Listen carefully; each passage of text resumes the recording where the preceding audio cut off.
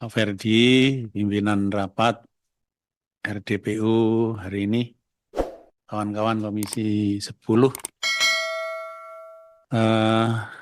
Bapak-bapak dan Ibu-Ibu, guru honorer dan guru yang sudah berstatus P1, belum dapat formasi, atau mungkin sudah dapat formasi, tempatnya tidak sesuai yang diinginkan, yang hadir semua, terima kasih dan kami sudah mendengarkan dengan sepenuh perhatian dari mulai yang penyampaiannya penuh dengan perasaan, tidak hanya dengan perasaan tapi dengan air mata. Dan kami sudah pernah menegaskan kepada Mas Menteri, pengangkatan P3K ini tolong dijadikan momentum. Pengangkatan guru honorer menjadi P3K menjadi momentum mengubah air mata menjadi mata air gitu ya.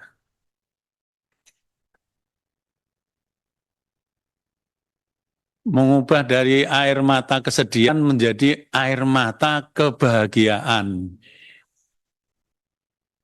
Kita sudah memberi penegasan karena mulai awal Mas Menteri Nadiem ini bertekad untuk mengangkat 1 juta guru honorer menjadi ASN.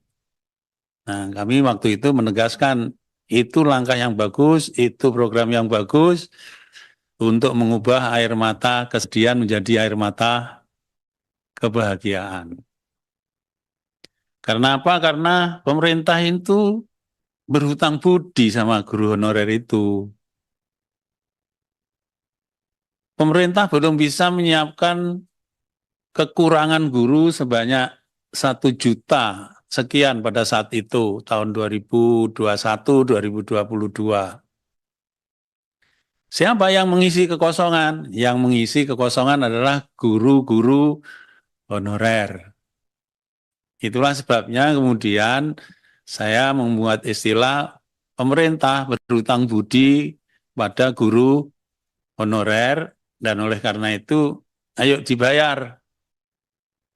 Nah, awalnya menekankan pada guru-guru yang lolos passing grade karena kompetensinya, tetapi kompetensinya terutama dilihat dari sisi pedagogis.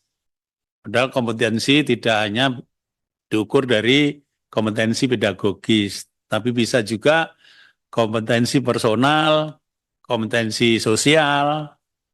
Nah, oleh karena itu mestinya juga harus dihargai, jangan hanya nilai passing grade dari kompetensi pedagogisnya atau profesionalnya, tetapi juga dari sosial dan personalnya. Itu kalau dihargai maka pengalaman itu harus dihargai.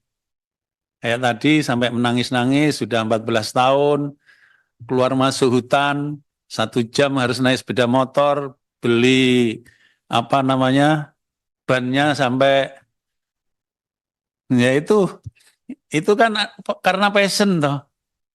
Bayarannya untuk beli ban saja kan susah itu. Kalau bukan karena passion, saya kira sudah berhenti jadi guru itu. Nah, oleh karena itu, passion juga harus dihargai. Dan pendidik yang baik itu adalah pendidik atau guru yang punya passion. Bukan hanya punya pengetahuan. Punya pengetahuan, tidak punya passion. Itu menurut hemat saya, tidak akan berhasil mendidik anak-anak didik kita. Mendidik harus disertai dengan passion.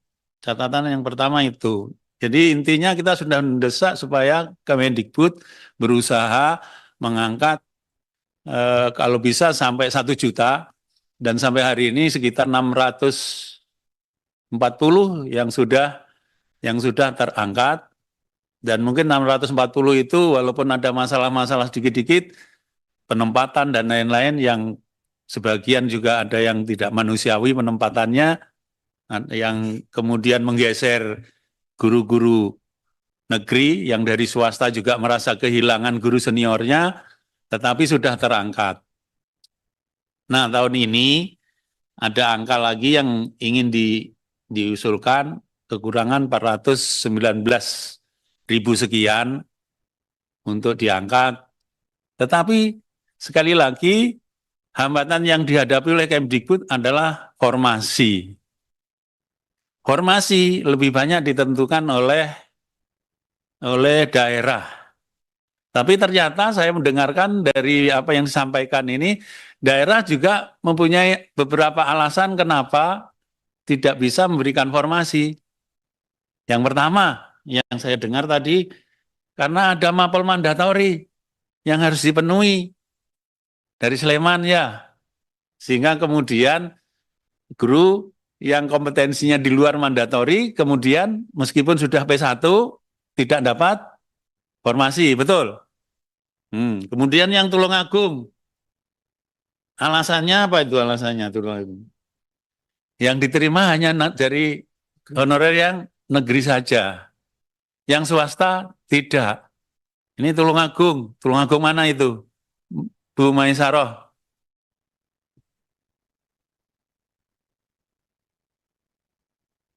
Daerah mana ya? Tulungagung mana, Bu? Saya. Bapak itu Ya, Oh, alah. nyariin orang. sampai ini lagi WA-an toh. Nyari orang. Tulungagungnya di mana Ibu? Saya, Pak. Iya. Saya menyampaikan ini Enggak, Tulungagung mana? Tulungagungnya di mana? di Karangrejo. Karangrejo. Iya. Aku itu Rejo Tangan, kamu tahu? Iya, tahu, Oh, Pak. tahu ya sudah. Iya. Nah, Jadi- itu alasan-alasan daerah untuk tidak memberi formasi. Nah, saya kira memang ini nanti akan menjadi bahan kami untuk melakukan koordinasi atau mendorong kepada Kemendikbud melakukan koordinasi yang lebih baik lagi dengan daerah, sehingga kemudian tidak ada alasan karena mandatori, tidak ada alasan karena mendiskriminasi honorer swasta. Nah, itu nanti kita akan jadikan bahan untuk supaya ini diselesaikan dengan baik oleh Kemendikbud. Nah, kalau kemudian soal harus ini bayar, itu bayar, laporkan aja kepada yang berwajib gitu ya. Kalau pungutan-pungutan liar itu masih apa namanya dilakukan, itu ada yang pihak yang berwenang, laporkan aja itu. Kemudian GPAI, GPAI ini kami juga heran juga ya. Kementerian Agama itu mendapatkan alokasi anggaran berapa itu? 5%. 5% dari 20% mandatori dari APBN. Itu angkanya 30 9%. Kementerian Agama 9%, bukan 5%, sorry. Kementerian Agama 9%, angkanya 62 triliun. Sementara Kemendikbud selisihnya tidak terlalu jauh dari yang dikelola oleh Kementerian Agama, 13%, angkanya 95 triliun, 98,1. Jadi 62 dengan 98. Saya heran, dengan angka sebesar itu Kementerian Agama tidak bisa memberikan PPG. Dan harus suruh bayar sendiri kalau mau gitu ya. Ini saya kira, tapi Kementerian Agama bukan mitranya Komisi 10. Nah, gini saya kira memang secara personal, secara pribadi, saya dari fraksi Partai Amanat Nasional mungkin bisa bisiki teman saya yang di Komisi 8. Ini apa masalahnya? Kok tidak bisa memberikan kesempatan guru-guru GPAI kita untuk melakukan PPG tidak seperti yang diperoleh oleh teman-teman guru yang berada di bawah naungan Kementerian Pendidikan, Kebudayaan, dan Ristek. Ini saya kira juga nanti akan menjadi bahan koordinasi kami. Jadi Bapak sekalian, Komisi 10 itu tadi sudah sampaikan oleh Pak Ferdi, lebih dari 40 kali lah kita ini berbicara khusus berkaitan dengan guru honorer dan pengangkatan P3K. Kita terus mendorong agar Kemendikbud mencapai targetnya, tapi rupanya sampai akhir periode jabatan apa namanya ini, sampai ke pemerintahan yang sekarang berakhir, itu kayaknya target 1 juta guru honorer diangkat menjadi ASN P3 memang kayaknya belum terpenuhi. Ya, tetapi 600 oke lah kita apresiasi dengan segala macam suka dukanya, dan sisa masalah yang ini akan menjadi komitmen Komisi 10 tetap agar kemudian permasalahan yang cukup menurut saya ya, ribet dan pelik ini bisa kita selesaikan dengan baik. Sekali lagi kita akan minta Kemendikbudristek berjuang lebih keras lagi agar air mata kesedihan berubah menjadi air mata kebahagiaan. Terima kasih. Assalamualaikum warahmatullahi wabarakatuh. Mohon izin Pak Dewan, mohon izin, boleh saya masuk? Saya atur dulu kesempatan. Kalian sudah dikasih waktu, teman saya belum, baru 1. Bu Lisda mau bicara? Siap. Makasih Pak Ferdi. Bismillahirrahmanirrahim. Assalamualaikum warahmatullahi wabarakatuh. Yang saya hormati pimpinan rapat, kemudian berserta teman-teman Komisi 10. Yang saya hormati Bapak Ibu, yang saya banggakan dari asosiasi dan forum, baik itu guru PAI dan juga guru-guru yang lain ya, yang baik honorer. Saya terlalu banyak istilah-istilah ini, jadinya bingung ya. Senang sekali saya dapat bertemu dengan Bapak Ibu semua, ya, pejuang-pejuang di dunia pendidikan, ya, orang-orang yang sangat berjasa terhadap bangsa dan negara, namun hak-haknya masih sangat-sangat terabaikan gitu. Tapi mungkin Bapak Ibu kenal Pak Ferdi yang sebagian, bagaimana beliau juga berjuang untuk ini, begitu juga kami di Komisi 10. Jadi apa curhatan Bapak Ibu tadi yang disampaikan, masing-masing punya permasalahan masing-masing ya dari tiap daerah atau secara keseluruhan. Ini sebenarnya kami sudah mendengar juga sebelum-sebelumnya. Walaupun mungkin ada lagi yang baru nih, yang VIP ya. Ternyata harus ada uang. Nggak tahu di daerah lain apakah juga seperti itu. Nah, ini beda-beda ya. Daerah lain nggak pakai uang kok. Tapi di daerah Ibu, kalau mau masuk ke dalam daftar orang-orang yang akan mengikuti tes tersebut, ternyata harus pakai uang. Nah, ini kan nggak betul ya. Karena seharusnya memang tidak ada biaya-biaya seperti itu. Jadi kalau kita lihat dari carut marut di dunia pendidikan ini ya, Bapak Ibu, mulai dari kekurangan sekolah, sarana prasarana, kompetensi guru. Mungkin Bapak Ibu sendiri merasakan, pernah nggak sih mengikuti pelatihan-pelatihan? Ya kan? Dan apakah komplit pelatihannya?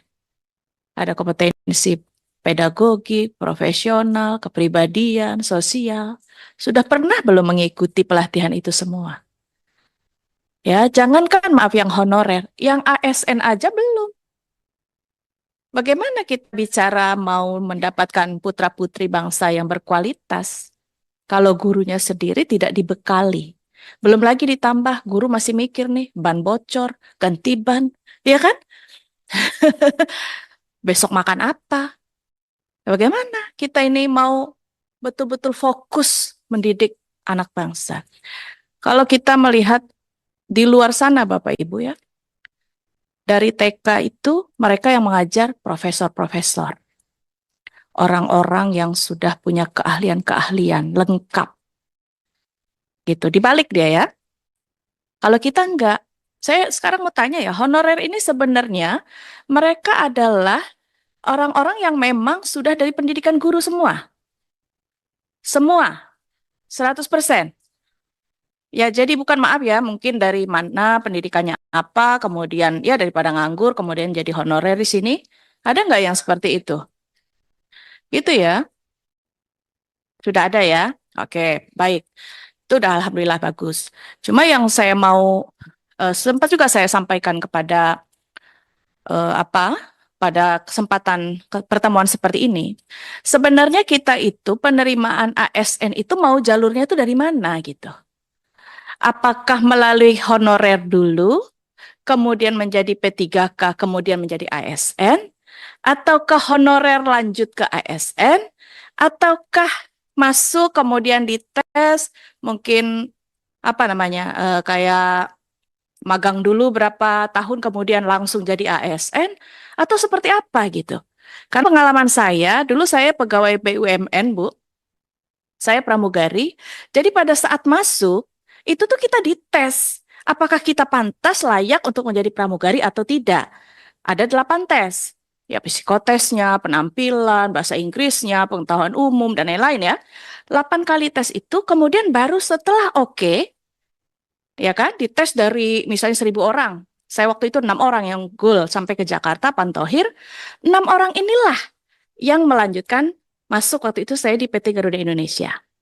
Kemudian di sana saya masuknya sebagai apa namanya, karyawan yang belum tetap ya, apa honorer atau apa namanya, selama 2 tahun. Tapi jelas gitu loh. Jadi kalau misalnya masuk sebagai honorer 2 tahun, anggaplah seperti magang dulu kita harus menambah ilmu. Tapi di situ, begitu 3 bulan kami mulai praktek dan lain-lain, di situ mulai penambahan, ditambah bahasa Inggrisnya, ditambah bahasa Jermannya, ditambah segala macam. Sehingga dalam waktu 2 tahun dia sudah menjadi seorang yang profesional. Siap lagi ke dunia internasional seperti itu. Baru kemudian berkarir menjadi pegawai tetap. Begitu. Nah kan harusnya begitu jenjangnya Bu ya.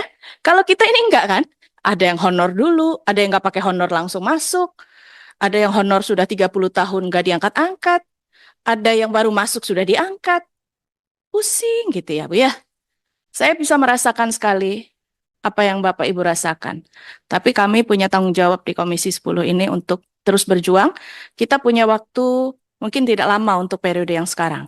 Tapi alhamdulillah mungkin kita semua di sini yang hadir ini insya Allah melanjutkan lagi di periode berikut sehingga masih terus bisa melanjutkan dan ya semoga juga masih tetap di Komisi 10. Kalau Pak Ferdi udah menjadi penghuni tetap sebenarnya. Sudah 6 periode beliau di Komisi 10. Ya, jadi semoga ya perjuangan berikutnya ini kita benar-benar lah. Kami sekarang sedang ada menjadi panja biaya pendidikan. Dan di situ, saya di sini baru 1 tahun lebih, Bapak Ibu. Sehingga saya ya baru tahu, oh ternyata begitu dibuka ya satu-satu. Waduh, luar biasa carut-marutnya. Ya, sehingga dengan apa yang kami temukan di panja biaya pendidikan tersebut ya, kenapa biaya sudah sebesar itu tapi kok tidak mencukupi jumlah sekolah, kualitas guru, sarana prasarana, honorer, pengangkatan dan lain-lain ya. Nah, disinilah kita dengan kehadiran Bapak Ibu semua itu menambah apa yang sekarang menjadi kami rangkum untuk menjadi satu perjuangan insya Allah ke depan yang lebih baik seperti itu. Jadi saya berharap semua terus kita berikhtiar ya. Terus berikhtiar, jalur langit juga ditingkatkan. Sama-sama kami di sini, jangan khawatir. Kami pasti akan terus ya. Apalagi nanti sebagian kan ada komunikasi dengan Pak Ferdi yang bisa secara intens, bisa terus diingatkan. Tapi kami melalui panja pun, satu-satu permasalahan ini harus kita tuntaskan. Dan kita berharap dengan waktu yang mungkin cuma 2 bulanan lagi sekarang, tapi jangan putus asa untuk kita teruskan pada periode berikutnya. Dan semoga ya kita bisa, saya nggak tahu menterinya mungkin ganti ya. Ya tentu kita berharap menteri yang baru akan lebih bisa memahami apa yang seharusnya dilakukan untuk dunia pendidikan dari segala hal tadi itu. Ya, karena Bapak Ibu di sini saya senang juga masih bisa senyum gitu ya. Saya pusing kali Bu kalau digaji 300.000 sebulan saya udah nggak bisa senyum Bu. Iya, Ya, luar biasa. Insya Allah itu akan menjadi amal jariah untuk Bapak Ibu semua. Dan terus kita berjuang ya bersama-sama. Salam hormat, salam sayang buat keluarga kita, teman-teman yang lain yang tidak hadir pada saat ini. Insya Allah apa yang kita perjuangkan bersama ini akan mendapatkan hasil bukan hanya untuk Bapak Ibu yang hadir di sini, tapi untuk seluruh Bapak Ibu guru yang juga mengalami nasib yang sama seperti Bapak Ibu di sini. Terima kasih, banyak maaf. Wabillahi taufiq wal hidayah. Assalamualaikum warahmatullahi wabarakatuh.